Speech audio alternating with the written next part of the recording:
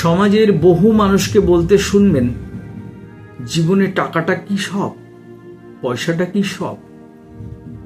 হ্যাঁ বন্ধু, বর্তমানে টাকার চাইতে বড় বন্ধু আর কেউ নেই।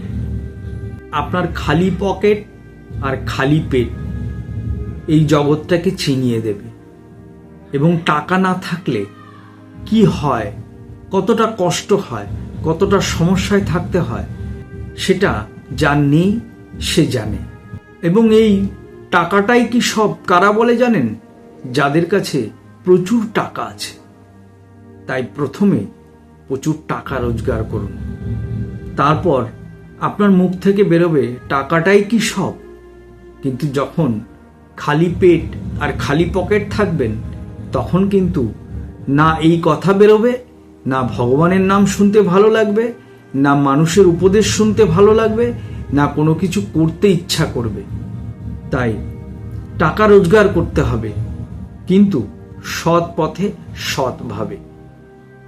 বেআইনি কোনো কাজকর্ম বা মানুষকে ঠকানো বা মানুষকে প্রতারণা করা, এগুলো করে পয়সা রোজগার করলে কিন্তু আপনি শান্তিতে থাকবেন না।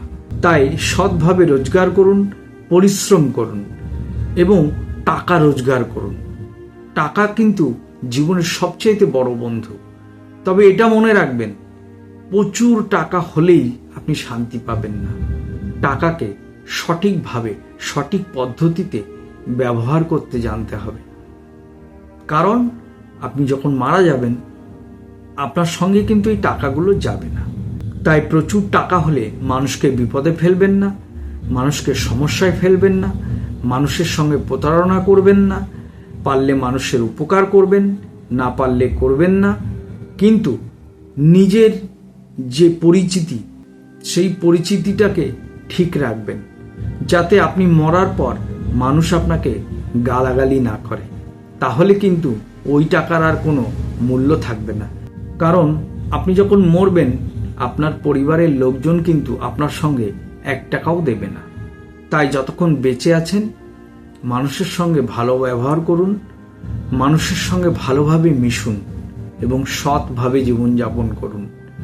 সম্ভব হলে ঈশ্বরের নামগান করুন। দেখবেন জীবনটা কতটা আনন্দময় হয়ে যায়।